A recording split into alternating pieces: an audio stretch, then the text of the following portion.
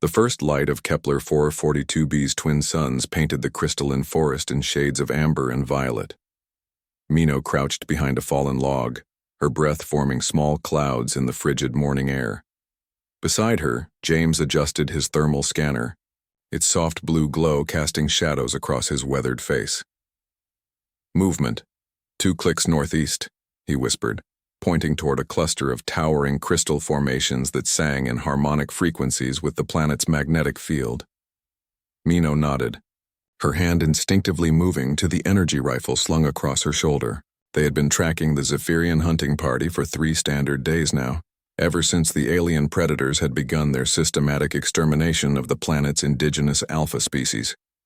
The alphas, wolf-like creatures with intelligence, rivaling Earth's dolphins, were being hunted to near extinction for their neural fluid, a substance the Zephyrians believed enhanced their psychic abilities.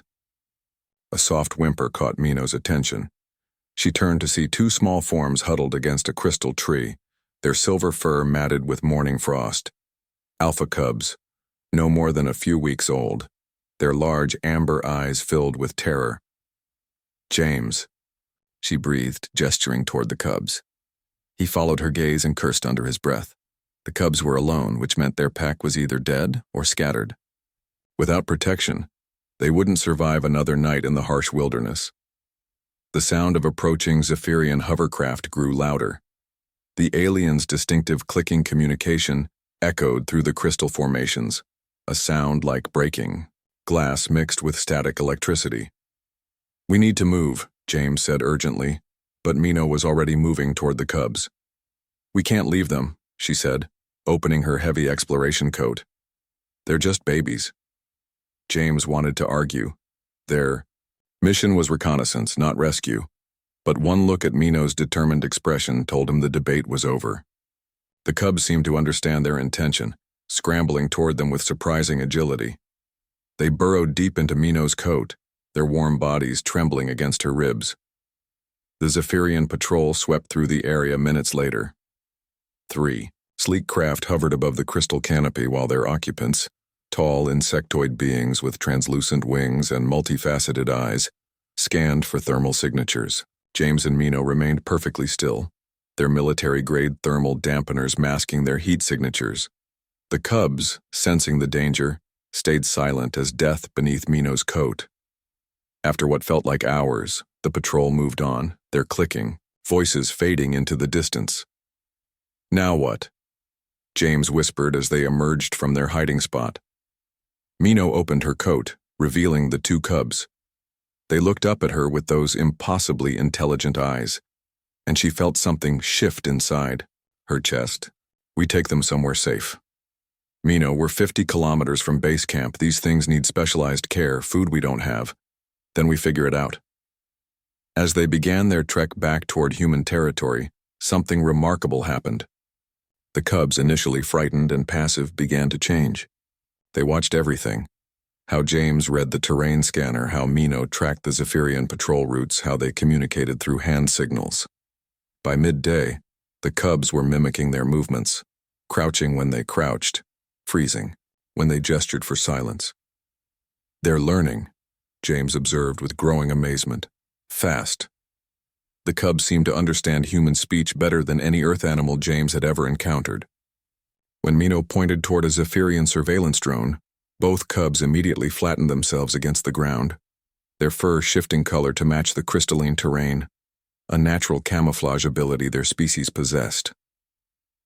As the afternoon wore on, the cubs became more active participants than rescued cargo.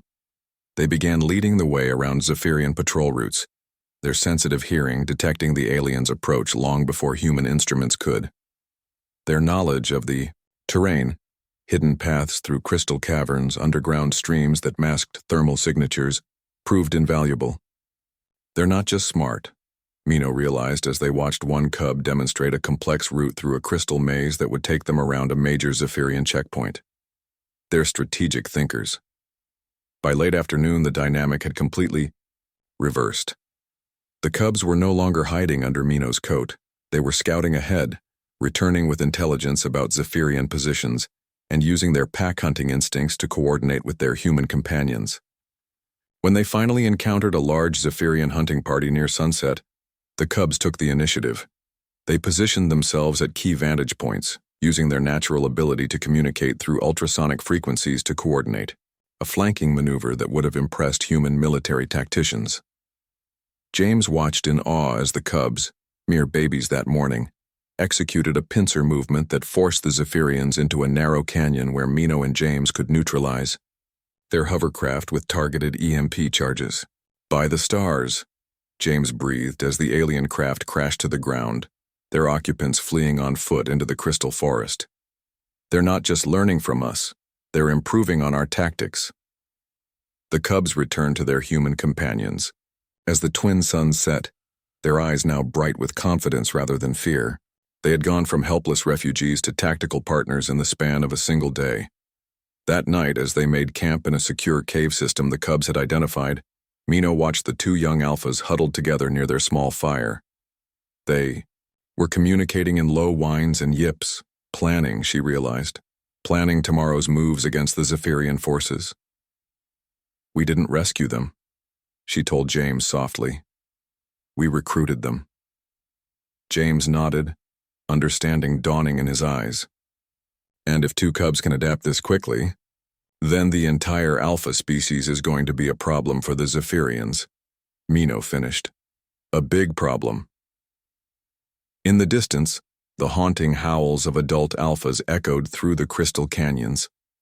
But now, instead of fear and desperation, those calls carried something new: coordination, purpose, and the promise of organized resistance.